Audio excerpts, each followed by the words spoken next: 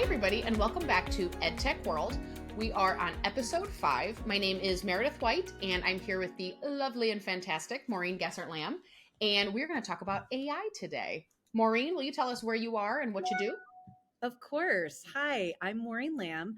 I am the Dean of Faculty, the Dean of Academic Technology and Innovative Pedagogy, and the Latin teacher at the Ethel Walker School in Simsbury, Connecticut. And I also teach graduate courses for idioma education and consulting. So I've been doing a lot with technology for a while, and I'm very excited about AI. I Yay, like to you're call myself busy. I am. I like to call myself an enthusiast for AI because I feel like it's a really early to call ourselves experts on AI because it's only been around for a little while. And I mean, iterations of it have been around for a while, but this particular generative AI is pretty new. So we're still learning, we're still playing with it, and it's fun. Absolutely. And I think, too, it's really easy to say, oh my gosh, so and so just knows everything about AI. Mhm. Generative AI, and I'm like in your camp where I'm like, no, I don't. No, they don't. No, she doesn't. Like nobody does. It's Right. moving more quickly, I think, at least, not I think, definitely, at least than anything I've seen in my career. Would you say the same? Like across, Absolutely. yeah. The only thing that comes close in my mind is Google Translate.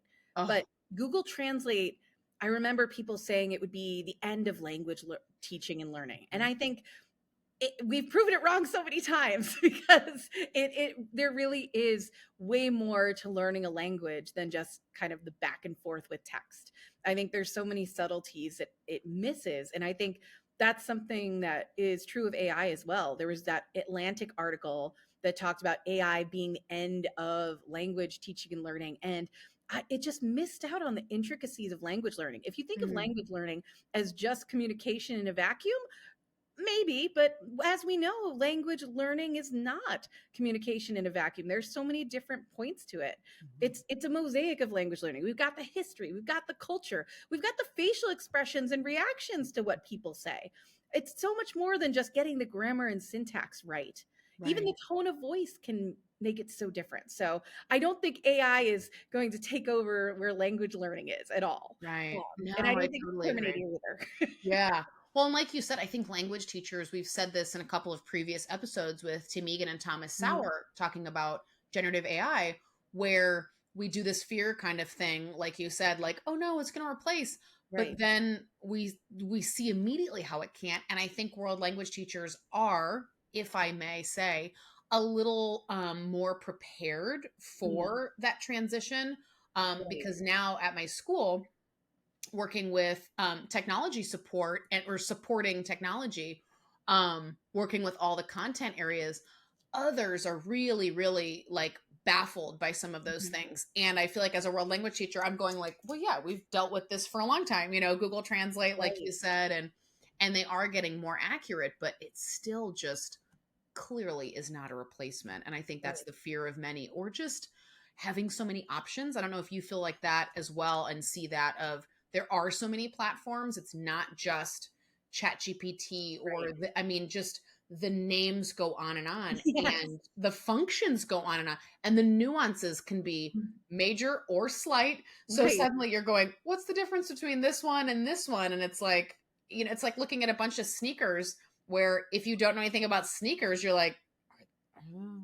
Like what is this? How are these different from each other? True. I understand how people get overwhelmed in that way for sure. Absolutely. And when I've talked to people about AI, I try to break it down and say, okay, you could use this for an interpretive Mhm. task, or you could use this for an interpersonal task. Mm, I think interpretive tasks actually have the most you can do because you can use things like Chat PDF or even Chat GPT, putting in the text and then asking questions of the text. There's a lot of different things out there for interpretive tasks. Interpretive watching, you have things like Adify, where you can actually do the summary of the video and get questions and timestamps and save so much time. And mhm. I think um, there's just so many things out there that I take a very positive view of AI. I actually think what AI can do for us as teachers is incredible because the thing we're always looking for is time. And one of Mm, the things that AI can do is cut down on the amount of time we are taking to spend on making things. For example, I'll use Adify. Adify will summarize a video for me. It'll give me timestamps of when things happen. Then I'll have it create some questions, and I'll go in and put something in Edpuzzle using the Adify so that I can go back and forth. Something that would take me an hour to make takes me about 15 minutes. It's really, really cool. And I also think, in addition to saving teachers time, it actually helps with accessibility. That's a huge thing for me. I think I spent tons of time making tiered readings for my students so that I could scaffold up different texts for students. And as a Latin teacher, I felt like that was really important because I want my students to be exposed to authentic Latin. But at the same time, a lot of authentic Latin is written at a level that's very difficult for students. So as much as possible, trying to create those tiered readings. And now I can create it in a jiffy with ChatGPT, just putting in a text or referencing a text and say, give me a novice, intermediate, and advanced. And all those ACTFL standards are already baked in there because they're in the internet. Right. So it will give you pretty cool stuff. You have to take it with a grain of salt, of course, like anything, and make sure it's accurate.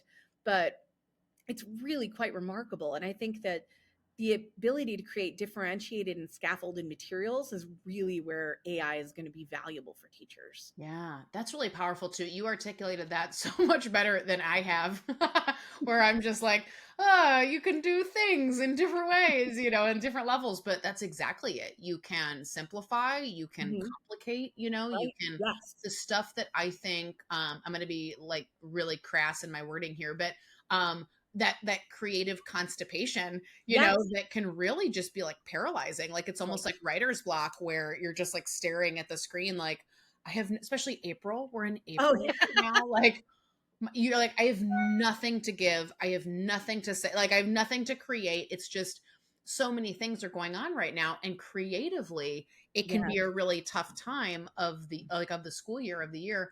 And it's so nice to get some help. It's so nice to have kind of like a thought partner Absolutely. in that way to go, I need this all in present tense, like Yes. let me get this text and just make it all, now make it fewer than 50 words. Right. Now make it, or let's focus on maybe these couple of tenses or, different things Exactly. that obviously would be language specific. Yeah, or this vocabulary list, Mm, making sure it's all vocabulary that my students yeah, have seen before. right. There are other things you can do too. I know that Quizlet has this amazing magic notes, and I used to Mm, spend hours making Quizlet sets for my students, yeah. flashcards after flashcards. I copy and paste whatever text I'm making flashcards for into the magic notes, and all of a sudden, bam, there's my Quizlet set. Done. Incredible. It's And no room for amazing. human error, because I always forget one. And when do you, or by one, four, I forget four. And it's like half the list. And you're like, what was I doing? Like, Yeah. how did I even know I was tired? And then when do you find out? Later, when they're Right. taking the assessment, like the hands go up, like, is this? And you're like, gosh darn it. Like, that's when you realize, wait a minute, it wasn't in the Quizlet set, or I sent them the wrong set because I made two and one of them had, you know what I mean? Right. Like, it's just it can be a whole mess. And I love that human error piece is taken out of it, where it's like, there you go, done. And you can't overlook a word or whatever, if Right. that makes sense. Sure. And also for my students, I feel like the idea of personalized learning is so powerful. There are chatbots like Play-Doh out there, or Quizlet has its Q chat where students can chat back and forth with the material. And so if I'm putting all my texts in Quizlet, and then I can send my students to Q chat, and they can interact with this chatbot that literally says on the text box, do not add personal information, but they'll ask them questions based on the chatbot and based on AI.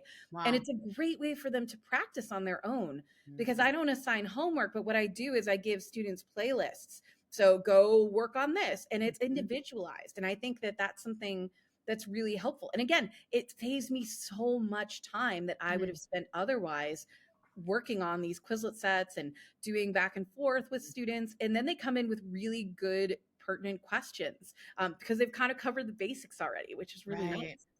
That's really true too. And almost doing that thing because it's so customized. So because when you're like, the one I've played with a couple of weeks ago, well, the name escapes me now, but anyway, I was playing with a few recently and putting in like, ¿qué te gusta comer? What do you like Yeah. to eat? And it's like, oh, a mí me gusta, and it replies and whatever. And it Yeah. reminds me of some of those assessments, which is my understanding of a couple of them, like the MAP assessment, I believe, like goes in different directions based on Oh, whether or sure. not you Yeah. answer, right? So it's almost like that. Like it's customized in that way Yeah. that we literally cannot do. Like we don't have access to those features, and you can't sit and program in the Right. things for every single possible scenario that Right. students would have put in. I mean, that's just even exhausting to think about. Yeah. And so stinking cool that It is. the robot can do. Right. And I think I told you about this at Actful, but I told mine to be Julius Caesar. I talked to Right. ChatGPT in Latin for like an hour. It was I so nerdy. And then, of course, the next day I went in school and showed my students how to do it. I'm like, oh my Right. gosh, look at This is this. so And I cool. think Right. I thought it was really cool. I think they thought it was less cool than I did. First Just of all, shock rude. there. Impossible. Right. They're Yeah. like, But it Magistra, was can just, you take it it was down a notch? but it's just Yeah. really a cool way to practice. Mhm. And I Yeah. think we have a little bit of an advantage actually as Latin teachers because Mhm. we all the stuff's already in there. Many of our Wow. authentic texts are already online. So if we wanted to interact with those Wow. texts, they're already out there. And Latin teachers don't usually get the advantage in these things. So it's pretty I neat. was gonna say, you're like, finally. Right?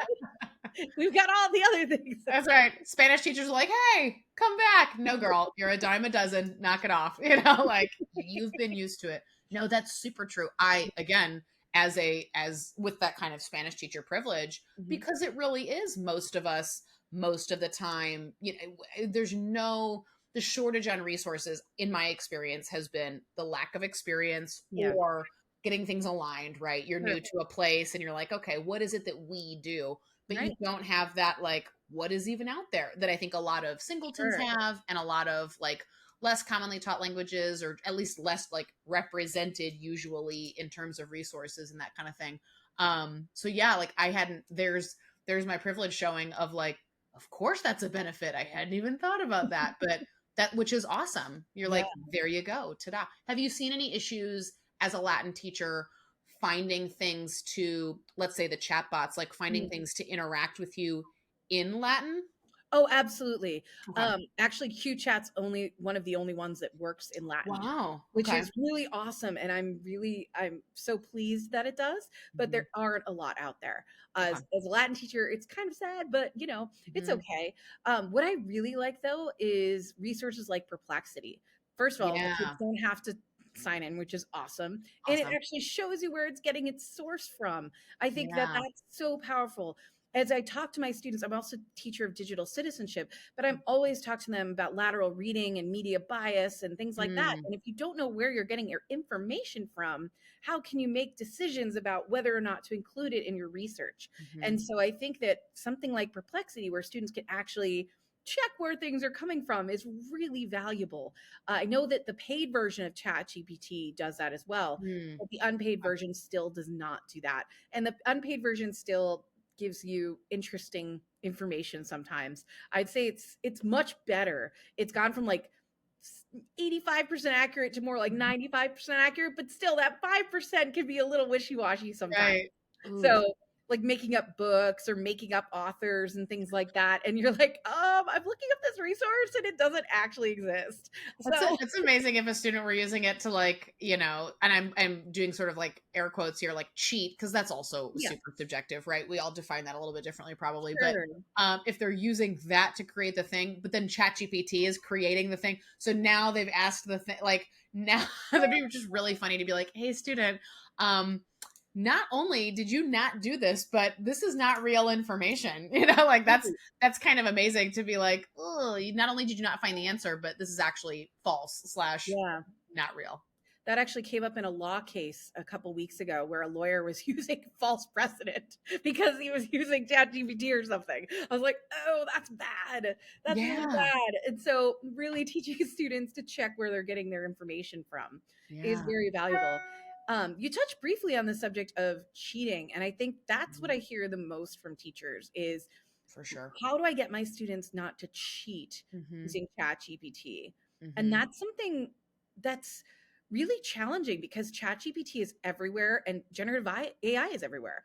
And so Hmm. some people say, oh, we'll just ban it in school. That's not going to work because the kid's going to walk down the street to Starbucks or whatever and just sign on to the internet there. So if you ban Right. it in your schools, it's not going away.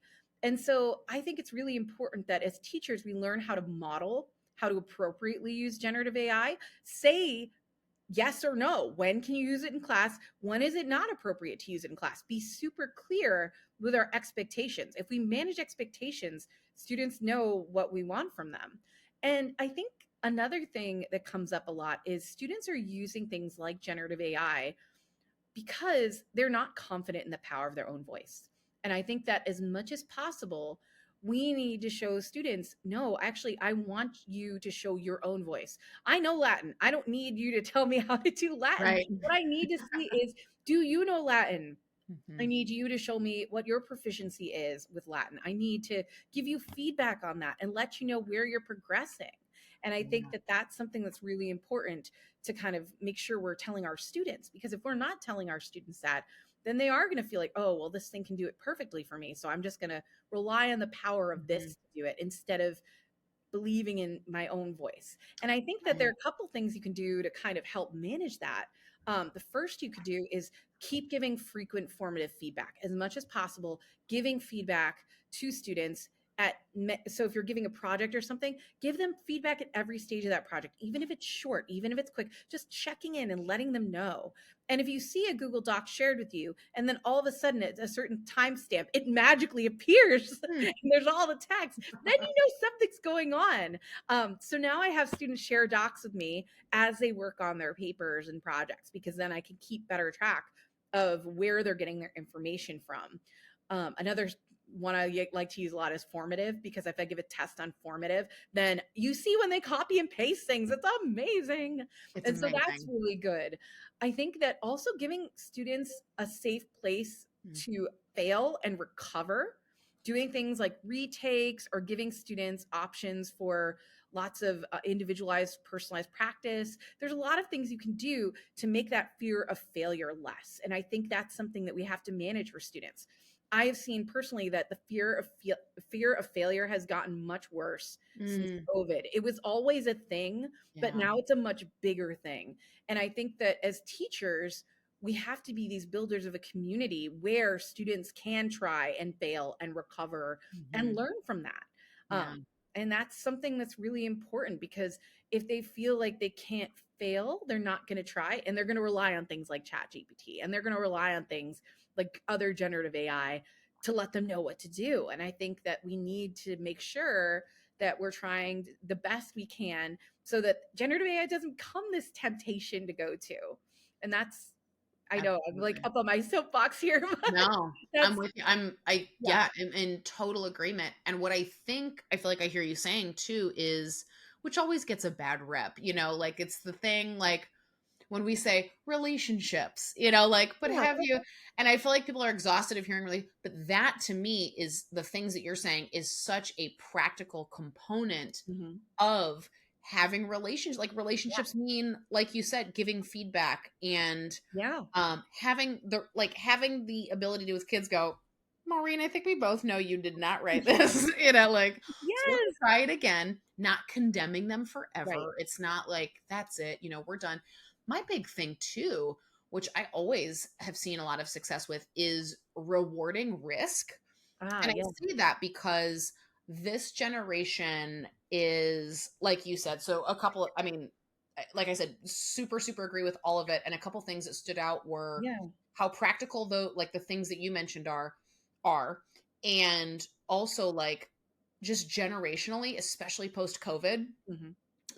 a lot of these students, and you and I both being at the same level, like these students are savvy enough. They're still, of course, they're teenager, right? They're Yeah. children, like, but so they're so naive in so many ways, Yeah. but they are so savvy in so many ways that I think that sage on the sage, guide on the side kind of thing Right. is like even more strong now, Yep. because if there's a task and something that is just, and I don't mean to like have a whatever a hot take here or whatever it's called, but like if you're giving them a vocabulary sheet and the first thing they're going to do with it is look up every single word and fill it in, you know what I mean? Yeah. I've done it, like so I'm not trying to be a hater, but like if that's the first task they do with the vocab, instead of just giving them the important vocabulary, maybe, Yeah. definition next to word, whatever, um and then let's work with it. Like, let's use it. Let's Do interact something with with it. it. Yeah. Yeah, like I'm going to give it to you in context, but if you need a reference guide, absolutely, like Yeah. whatever. I think tasks like that, and I just cringe because I'm like, oh, I don't want to like I don't mean to use that example if that's near and dear to somebody and they're like, "What?" I'm not criticizing that at all. I've been there. But what again referencing Thomas Sauer an episode ago was saying was if that's what the task is, and they're just going to be like, all right, ChatGPT, I Yeah. need things defined. They're just going to tippy tap type and whatever. And it's kind of like this generation is going to see that as like not super relevant, not really involving them, probably. Mhm. Like there's so Right. many tasks because they just go, okay, I'm just checking this off my list. Right. I'm not engaging with Latin or German or Arabic. Mhm. This isn't a task of like, in that like people description unit, because there's always one, right? Oh, yeah. Where it's like my circle of care, the people I trust, my inner circle, Yeah. however you're describing the people in your life that you really care about or admire or whatever. Like that's talking about real people, not just getting the vocab sheet and doing, those kind of rote, like back and forth, like about people that don't exist and all those kind of things. I think kids now, more so than previous generations, again, at least in my experience, want relevance and want maybe isn't the right verb, demand Yeah. like that things be there. We're in a customizable world. You can get your phone right out of the box, customize it, bing bang boom, like your screens. I mean, we are just in such a like Burger King, have it your way like situation that I, Yeah. I think you're exactly right. Like the quality of the tasks has got to match like the tools, because if they can just be like, hey, ChatGPT, write me a description of a Right. celebrity in German, whatever, Yeah. that might be a worthwhile thing, of course, but where's the unique part that like generative AI can't duplicate, if that Right. makes sense. Exactly. I think it's exactly what happened with Google Translate. Mhm. We had to learn how to make things ungoogleable. During the pandemic, when we were teaching online, Yep. we had to learn how to make assessments and how to make activities that students couldn't look up all the answers to. And I think Mhm. that we are provided with a unique challenge here with AI Yeah. is what can we do exactly like you're saying that's not generative AIable. you can't Yeah. you can't just Yeah. look it up. You can't have something do it for you. It's something that's more personal. And I Mhm. have found myself I'm usually pretty tech heavy in my classes, but I have found myself doing less with tech. And I think that's something that's been actually really helpful for me. I've been making these Mhm. conversation charts, handing them out to students with lots of that vocabulary, just like you said, more active vocabulary use when Mhm. I want students to learn words from whatever text we're going to be looking at, and Mhm. having students do those interpersonal tasks Yeah. and using things like Canva to make them beautiful, because now I can use Canva's Yep. wonderful Magic Studio to make things awesome. And so when I go in and do things like I'm like, okay, I'm creating like a weird picture and then students have to describe it in Latin. Mhm. Like that's a fun task and students will be up for that kind of challenge. And Right. that's just a cool thing that's again not Googleable because I just made up a weird picture that's you can't Google, and having them try to Right. describe what's going on. And so it's Google interesting. listening. Google was like, "Did you call me?" It's like, Right, right. yeah. But trying to get them not to do something that's Googleable is Mhm. really, or now AIable. And Yeah. I think that again, it's a confidence thing. It's And I hard. know a lot of teachers who are moving to doing a lot more things on paper and having students write things out in handwriting. Now, I don't like that necessarily. Then Mhm. again, for people who have to do it, that you have to do it, but I feel like for some students that's not terribly accessible Mhm. because I think Oof. it's easier for a lot of students to type. But Sure. and it also takes a lot of monitoring though if you have every student using their monitor. So Yeah. that can be kind of a give and take using something like formative. Again, Mhm. something that helps you monitor Yeah. things. I actually Yeah. had students doing a project and writing out the different parts of the project in formative so that I Mhm. could check to make sure they weren't copying anything. Yeah. No, So, absolutely. yeah. Well, and that backward design piece too, like you're Right. saying, that intention of Yep.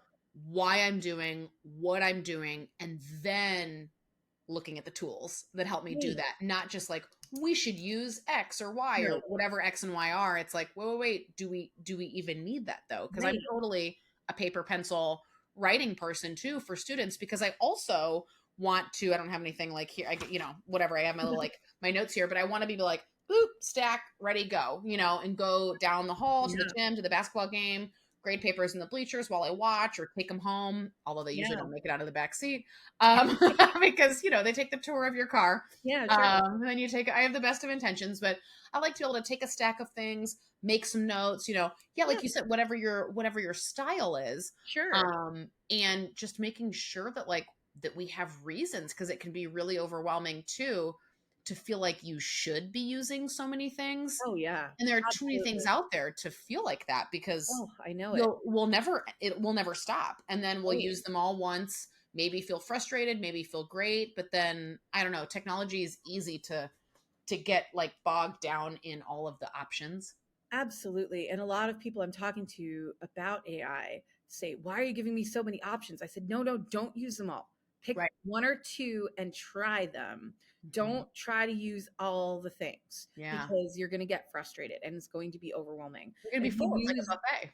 Hmm. yeah, it's too much. It's way too Hmm. much. And some of them are really fun and focused. Like just as a random note for teachers, Chef GPT is hilarious and Mm. awesome. You just put whatever is in your cabinets in your fridge and Love. it'll tell you how to make dinner, Yes. which I love. I'm lazy. I'm like, I don't want to think about how to make dinner. What do I have? That's right. So they're like really fun focused ones. And I know that they're going to come out with more fun focused ones. Mhm. There's really cool ones too, like Udly. Udly is used Mm. by Toastmasters and it gives you feedback on your presenting and it gives you feedback in multiple languages on your presenting. Yeah. Unfortunately, not Latin, but something great for teachers who are having students who want feedback on presentations in another language Mhm. might find that really helpful because I really feel like presentational tasks are something that you need a draft first. You need to get feedback on your draft Yeah. and then you can get graded on your presentational Right. because I feel like if you don't have that touchstone and that feedback, it's not polished. You don't have any feedback to work on. How do you know whether or not you should do something? And so for me, something like Udly would be super helpful if that were available for my students. Instead, Mhm. I just have them do draft presentations on their phones or whatever for me, and then I give Right. them feedback. But I think that can be really, really helpful. Mhm. But it's interesting. There are a lot of tools out there and it can be kind of like information overload. And Yeah. so even when talking to my students, I'll recommend one or two because sometimes they say, "What can I use?" And I also Mhm. have to be careful too because there are privacy settings that are different on different AI tools. And so it's Absolutely. really important.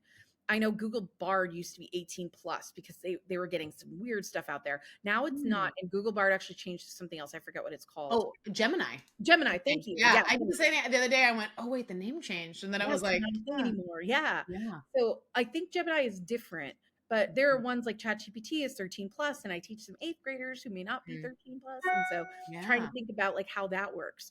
And that's been an interesting issue too for students. Hmm. But it's interesting. I think it all boils down to like, what do we want our students to learn? How do we want them to learn it? And how can we help them grow their Mhm. confidence in learning it? I Yeah. think, and thinking about AI, how it can help them and how it can't help them. What are Right. some things they can use it for and model that usage for them, Mhm. show them how to use it. But what are some things you don't want and be upfront about it? I think that Mm. some teachers are surprised when all of a sudden students are using AI, but I think if we're more upfront and we actually talk to them about it, that Mhm. can be helpful. It's like Yeah. having those hard conversations about anything with students. Like, here, I Mhm. know there's this thing out there and it looks really appealing and it's something you shouldn't be doing. And here's why. And here's how you can use it safely and appropriately, but here's how you can't. And Right. those are always, fun conversations out with teenagers. Right. They're necessary and important. Absolutely. Well, and I think it's our job, excuse me, as people who work with young people, Mhm. to anticipate that. So I think Right. you're exactly right of being like, "Hey, FYI," just like we would give advice for anything. Like, I'm Mhm. not saying you have to do, whatever, especially when they're not your own children, Oh, yeah. So you're like, "Not saying I recommend, but I'm just here are some of the pitfalls it's like when kids talk to you about like, I don't know, I feel like my friends, we're kind of like their relationship's fading. I've been hanging out with these new people, and then you see who the new people are, and you're like, I haven't been super impressed with that particular person. But you're not going to tell a kid not to hang out. But it's that same kind of No. thing of just like FYI, you just got to think about who you surround yourself with, and are Yeah. those people that you would trust, and that kind of thing, and you just try to Right. help them. I think you're exactly right with that same mindset of technology and of, how are they Absolutely. kind of navigating this path of their learning Mhm. and working through it instead of just seeing their assignments as, again, boxes to check, Yeah, using whatever ChatGPT, like, oh, I'll just do that essay in ChatGPT. It's like, that's a choice. But maybe if you could, let's consider the consequences. Let's look at right, like why you feel like that's your only choice. And, right, it's hard. It's hard. right, and there's often, like, I would say 99% of the time, it's students not having confidence in their own work, Yeah, and I that's agree. why they're doing it. That's from having conversations with people at Hmm. different schools, that's just having conversations with students. It's been really interesting to Hmm. talk about that, and I think that, again, that's a bigger problem. Like, why don't the kids have the confidence to Yeah. submit their own work? And I think that's something to unpack as well. Hmm. And also, I liked what you were saying about technology, because I remember when ChatGPT and generative AI first came out, and then Snapchat got that chatbot that was Yes. asking them all the personal information and saying it loved students and stuff. I said, Super please weird. stop talking to that. Don't give it anything. Yes. Stop Knock it off. talking to that chatbot. It was creepy. Super creepy. Yeah, And it keeps popping up in your notifications. It'll be like, right. "Hey, I'm back," and you're You're like, like, yeah, I "No, don't want I to deal with this. dismissed No, thank you." you. Yeah, delete. Like, gotta go. Yeah, it's hard, and I think, yeah, like confidence for sure, confidence in themselves and confidence in the task, Yeah. confidence in like the teacher of just like, why am I, again, generationally, kids now also spot busy work or what Oh, they yeah. interpret to be busy work because they're not always right, right? The young people are, sometimes just don't want to do the things. So do the old people. Sure. And so they're already looking, especially post COVID, the stamina has changed. I Hmm. think the fact that we realized we could do so many things like online and Oh, just yeah. we had so many resources, and it's like, oh man, this is a whole new like, okay, we could do some really cool or not cool things with Right. all of these resources and accessibility, and we know better now. And Oh, we just yeah. have so much more now, but they're looking to get out of anything as anybody would be, Oh, right? Like yeah. we all just want fewer things to do. And if they see, like you said, if they see themselves as less than capable, or they see the task as less than relevant, or Right. just like, oh, this is some busy work, this is not, Right. that's really hard too. And I think something Sure. that is really hard to work through, especially when you as the teacher, you're going, no, this is important. Like, I don't understand why you wouldn't think this Right. is, that's really hard. And it feels like when people say, well, get a more relevant task, or, well, they need to engage. To me, it always sounds, I get like a little bit immediately defensive of like, this is as engaging as I can make it. Like, are you saying I've been doing it wrong? Are you saying Yeah. like I'm not a good teacher? Like, I feel like all of this feels super personal, and it's like Sure. another thing for teachers to figure out. And I don't know how you kind of, because it is, right? Yeah. And I don't know how you've kind of like processed through that as yourself, or like with colleagues and with students of Yeah. just like, here we go, another thing to learn and like figure out. But it's cool, like you said, it's like, ah, neat, but also, wow, a lot to think about. Yeah, absolutely. And I think I've been really fortunate that I have support of an amazing department. My department chair and I collaborate and brainstorm all the time about Wow. tasks, which is Yeah. so awesome and it's so much fun. But if you were to use generative AI as a teacher, you can ask for it to give you different activities and different Mhm. tasks. Say Yeah. what your end goal is, and it can give you ideas, which is really cool. And I think that learning to ask good questions is actually going to be one of the best things students Mhm. can do too. That's something we have to teach our students to do Mm. well, because the idea that these prompts can create generative AI is not going away. And so the more we can teach our students to create these detailed questions, the better off they're going to be. And so Yeah. that's something we teach students too. But I've been really lucky with my students because I ask for feedback a lot. Mhm. And I've gotten all sorts of feedback over the years, everything from like, you should get new shoes, to like, really, like, yeah, that was an actual feedback from a student. Another was, your knees creak when you walk. I was Yeah, like, amazing. really do anything about that one? But also critical feedback like, hey, we do this too often, or Mm. maybe we need more time for this, or I would Oh, like to spend more time doing this. And I think getting that feedback, even though it feels sometimes personal, because like you said, we sometimes as yeah, it teachers, is. we associate Right. so much with like our teaching is who we are. Hmm. If you let yourself have that constructive feedback a lot, it actually really, really helps Hmm. inform practice. And I Yeah. think that, yeah, students are going to get tired of it if you do the same activities all the time. Yeah. And sometimes you just don't have the mental energy to create brand new, exciting activity. Right. And so it's important to have colleagues to brainstorm with. It's important to go on those amazing Facebook groups. I go to the Latin Mhm. Teacher Idea Exchange all the time. People are Wow. so incredibly generous and helpful. Hmm. For example, last night I was working on a unit I'm doing on exercise in the ancient world, and I had like 5 resources by the time I posted. It was great. I posted it, Wow. and I woke up this morning. It's like everything's there. I'm like, oh, perfect. That's So amazing. people being like generous and like giving with that was really cool. But Hmm. I think that, yeah, it's hard. And sometimes using something like generative AI just to help the juices get flowing and be more Hmm. creative can be really helpful.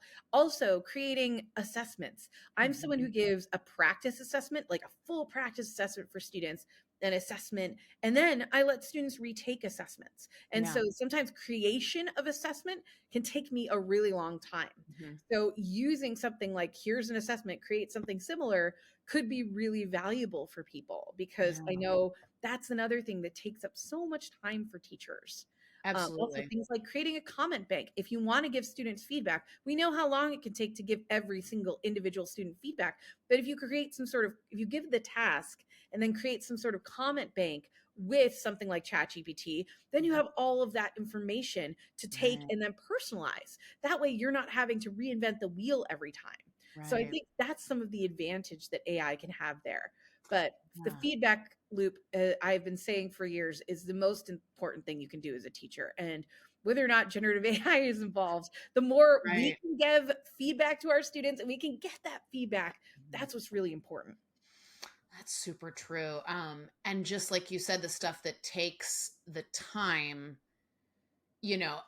Thomas said the other day, I can't remember if he said it in so many words or not, but it was basically like, garbage in, garbage out, right? Like if we're gonna just do like if it's gonna be, and I think of some of the stuff I've assigned over the years and I'm like, oh, cringe. I used to be the queen of just like, when you do like a reading comprehension and then sometimes it's like actually just a vision test because they just have to find it and Yeah. plug it in, you know what I mean? They're like, oh, the girl's name is Meredith, and they're like, oh, okay, how's the Yeah. they don't actually understand. They just found like sayama, and then and especially multiple choice. Oh Oh, my gosh, yeah. I was the queen of like, look at this great assessment, and it's like that is not the best. But it happens, right? And like Yeah. life, so not criticizing that at all, just saying like, I totally get that. If that's all we're, because that can be really flashy, is looking at all of the different questions it can Oh, create sure. that are like multiple choice, and then the way like Question Well can then export those to Quizlet or Yeah. slides It's or so wherever. nice. Again, yeah, the time But consuming piece is yeah. super cool, but it's like if that's all we're using it for is just to make sets of like 50 multiple choice questions. Oof, that's hard, because Yeah. that's not doing like what I hear you saying as like getting feedback, really self examining, like all these kind of things. It's just like, oh, good, something to do it for me. I don't Right. know that that's the use we want of it either, because, Right. that's why we criticize some other resources, or Sure. not criticize, but just look for something that infuses more of our personality, more interest, Yeah. more engaging stuff for young people, is not 40 multiple choice questions No. just because now we can do it every day or something. You know what I mean? Right, right. And it can come up with other assessments, which is Mhm. really nice, and Yeah. other ideas for activities. I think Mhm. that's one of the places that I have found it to be very helpful. Mhm. Just thinking of different activities to do because, Yeah. again, I don't want my students to get bored. I don't want them to be doing Mhm. the same thing every day. I mean, we love a good Gimkit or a Quizlet or a Bluekit Ugh, or something, but love. you can't do it every day. You gotta mix it up a little. Yeah, So thinking about absolutely. different strategies and different things to do. Um, Mhm. and again, trying to have them off their devices some of the time. I think Oh. that, again, it'll keep them away from the lure of AI if they can be off their devices. And so Mhm. I've been repurposing, I used to teach drama, and I've been repurposing some like different activities I used to do for improv for Latin. And it's been Yeah. really, really fun to do different things. And again, it's something they can't look up. It's something that's not chat GPTable or something. Right, So it's kind right. of fun. But And again, away from, again, those multiple choice things like that where I'm right. like, "Oh, like, no, what are they Oh, yeah. doing though?" Yeah. And also, there's amazing things out there. My students made videos and they were using these AI video editors that were really stupendous. They were Cool. using all these special effects and stuff like that and sound effects. It was really, really neat. So, even using AI for like cool things like that can be really fun. Mhm. And students can really demonstrate their learning by instead of like doing a drawing for reading comprehension or answering questions, Mm, creating a quick video. And I think right. it's so easy for them now. It's really cool. That's really true. What would have been like, special, like, remember making them have a, having students make a video like 10, 12, 15 years ago. I mean, it was like you had to reserve the computer lab. Yep. Then you had to teach them Windows Movie Maker, Mhm. and all these things that are just, I mean, now, like, so it would have required like that device, that Yeah. knowledge, also the time it Oh, took. I mean, so time inevitably, consuming. yeah, I'd reserve it for like 2 days, and I was like, okay, make your 5-minute video. We needed it for the whole week. Like, by the Yeah. time all of their digital literacies like figured out how to do stuff, I mean, it's so time consuming, and you're exactly right. Like, instead of, draw whatever, whatever, what Mhm. can we weave together that's, yeah, like little fast video samples, Yeah. created images, and now we play, write draw pass, or like write Yeah. pass draw pass, thank you. Words are hard. I'm like, what is that activity that I love? I can't even think of the name of it. Now we play that game with like the images that we created yesterday, or something. Yeah. We're still getting those teacher creative juices flowing, Sure. but saving on the timepiece, and it's just a little cooler, like you said. Like, Absolutely. sometimes it's just Yeah. cooler. I like using Whiteboard 5 for that Mhm. actually. So I So use my good. teacher whiteboard and then I use student Mhm. pictures and I just Yeah. take screenshots and upload them. It's Yep. so much fun because they love looking at each other's artwork. Mhm. And if they don't feel comfortable, they can actually message me and let me know that. But they Yeah. see how I draw. Everything I draw looks like a dinosaur. So I'm big into fancy stick figures. It's so they know that about me and Mhm. they know they can use emojis and things like that or upload Right. pictures. And I think that's something that's really cool that's come out of that, all the technology they can do with Yeah. making images and AI, because then they can Mhm. use that, which is so awesome. But Yeah. at the same time, like it's less pressure on them because I Yeah. remember in school being like, oh, draw this. I'm like, oh, I'm not really Oh, good at that. right. And so it's really nice that they can do stuff like that and that you Mhm. can share other people's boards too. If you can take screenshots and share. It's so nice. Yeah. Well, and as a teacher too, thinking about all of the boxes we've stored stuff in over the years for like exemplars from Right. projects, Yeah. which is cool. And I like, love that. But then you're like, I'm opening up our t-shirt project and our like circle of, these huge, like the shoebox and the whatever. And you're like, you have all this stuff. And I think being really intentional, like in that digital way of those same student products. So like you said, it's an illustration or it's a little whiteboard and you have Yeah. a good laugh and you're like, oh my God, I love your stick figure. Like, I'm going to push this out, like, cause I love Oh yeah. whiteboard.fi too. It's So if you're great. like, all right, save, push it out to the class. Now let's take Maureen's drawing and now I'm going to add some more in the target language and I'm going to give you the next scene or Yeah. whatever. The things that like would have been a day's work Oh previously, yeah. like, because you'd have to like pull up all the papers, Hmm. find an example, make copies of it. That's fine. I'm still a fan. But the fact that we can go like click, click, Oh, isn't it done. great? Yeah. And Amazing. then set it to like a Google slide or something. Now with the ability, like in Google Slides, to record yourself. Oh yeah. Now you've got killer, right? Now you've got a Love it. video. It's a student presentation that you didn't have to like burn onto a CD or something, which we used to do, right? You don't have to like Oh yeah. Yep. put in I like know a exactly tape, what you're talking about. Yep.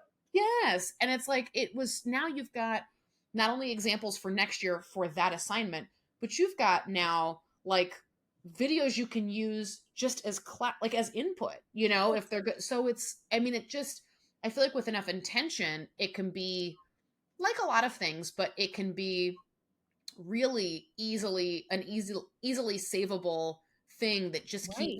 like recycling, upcycling itself forward. Exactly. Yeah. It's really cool. And I think that it's just a really neat way to engage students with technology Mhm. where they're not tempted to use AI, which is Yeah. really cool. My Yeah. students really like Whiteboard 5 for different things. Say Um, it's so good. and they like using AI images. I think that's Mhm, been such a game changer for some students, mhm. especially students that don't say I'm an artist. They're just like, illustrative Absolutely. drawing. And so using AI images, we use Canva a lot. And so Mhm. Canva images are great. Love. Yeah. Yeah. Well, So, and being as someone who like I consider myself, hopefully I consider myself um like very creative, very yeah. imaginative, but not artistic at all. And Yeah. those live to me and those are like different descriptions. Yeah. It's super fun and super like kind of liberating in a way Oh, to yeah. like you said, plug it into Canva and be like, all right, I need a dragon flying across it. Like I can see it. And then Yeah. it pops up with options, It's and you're like, great. Yeah. ooh, this one Yeah. done. How cool No, is I that? And really it's not something that I can literally do, no. Right. Yeah, Exactly. absolutely. Lots to think about too. And I'm also gonna reflect some more on the confidence piece of the students for sure. But I'm also thinking, like you said, being open to feedback. So all of this to me comes back to kind of some really solid pedagogical things that we can do, which is Mhm. reflect on ourselves, be open to that feedback, kind of Yeah. cringe when it comes in and they go, oh, your knees crack. Exactly. Which is so funny. Oh my God. That's great feedback. They're like, if you could not, okay, well, I can't Yeah. not. Sorry, So it's not physically possible, but thank you for that's that one. right. Them's my knees. Sorry. That's so funny.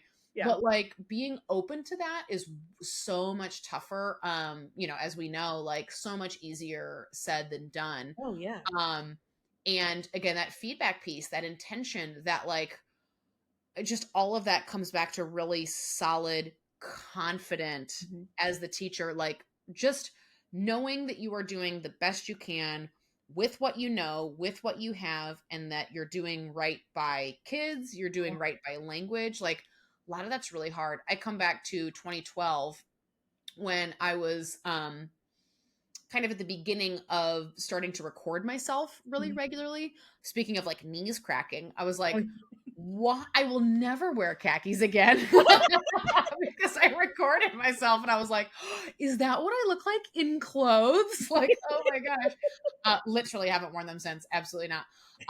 Just look weird on my body. And I was like, oh my goodness. But it was so funny because it was like when you have to record yourself, you need to set up the camera and student oh teaching and do yeah. all that stuff. You do it one time and then you're like, oh, never again. For that reason. Is Yeah. that how I look in clothes? Is that what I sound like? Oh Right. my gosh, is that how I respond to kids? But I started doing it in 2012 about twice a week. It was like Mhm. Tuesdays, Thursdays, or do it. And then you just kind of sit down, you put your feet up, you take just a big like swig of humility, and you're like, here we go. And I became such a better teacher Mhm. after that. And that is just like rattling around in my head where I'm like, when did I feel like I started feeling confident? And that was one of the things, was just Yeah. I was more open to feedback when I watched myself more often. Yeah. And then I was able to feel a little bit more confident in my decisions to like use tools, say no to tools. Just that I was doing okay as a Yeah. teacher, and that I could like, I don't know if that makes sense. That Oh it's no, like totally. that is, I don't know, I think that's hard. So I picture if somebody's like, again, wow, these are a lot of tools to look up. Like, it sounds cool. I don't know where to start, whatever. I think Sure. it's coming back to like, you can start small. You can Mhm. just, like you said, use one tool. Right. You've got to know that you as a teacher, you're doing enough. You are enough. Yeah. Just take it all in. Ask students what they're using. Ask if they're Absolutely. using in other classes, if they have favorites. Yeah. Be willing for them to say, like, get ready for that feedback of them, like, actually, I used it on our last assessment. I wondered if you knew, because that's exactly what's going to happen. You know how Oh, kids go, absolutely. they're like, well, maybe. How honest do you want me to be? And you're like, pretty honest, I guess. But Yeah. I think maybe that's for me at least, like, that's a good starting spot, is just being open to it and Yeah. realizing, like, even if it's hard to be open to it, it's kind of too late to not be. Like, it's Right. happening. It's happening. Right. And I think the only way we're going to help our students use AI is Mm, by open communication. yeah. We need to have that open communication. We need to model behavior.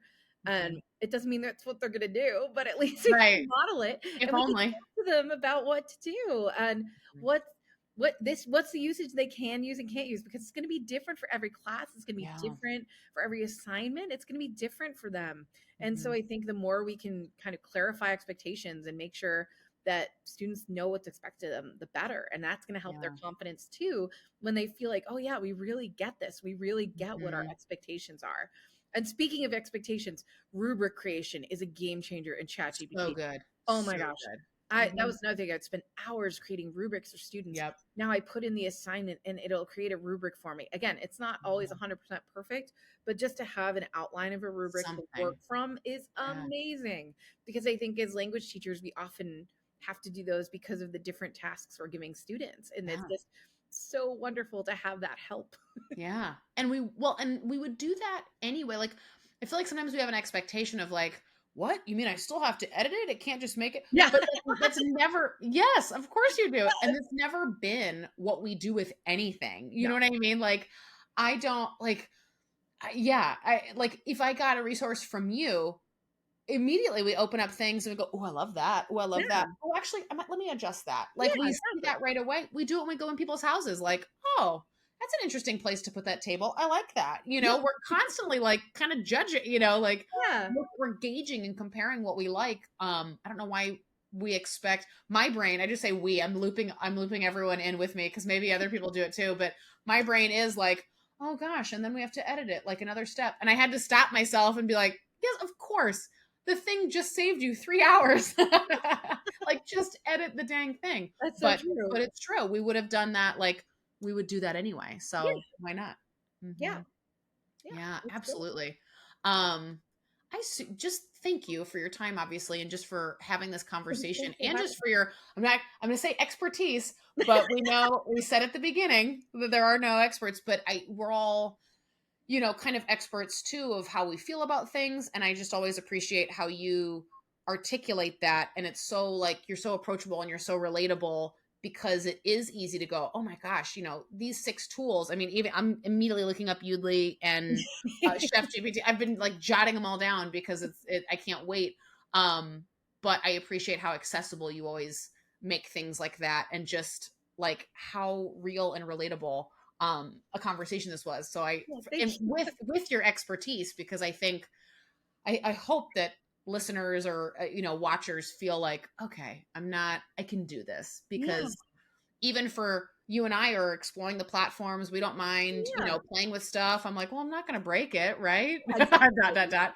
I Not everyone has that same kind of Right. approach, and even having that approach can be really hard. I go, Sure. oh my gosh, this and this and this, and it can still be overwhelming. So thank you so much. Absolutely.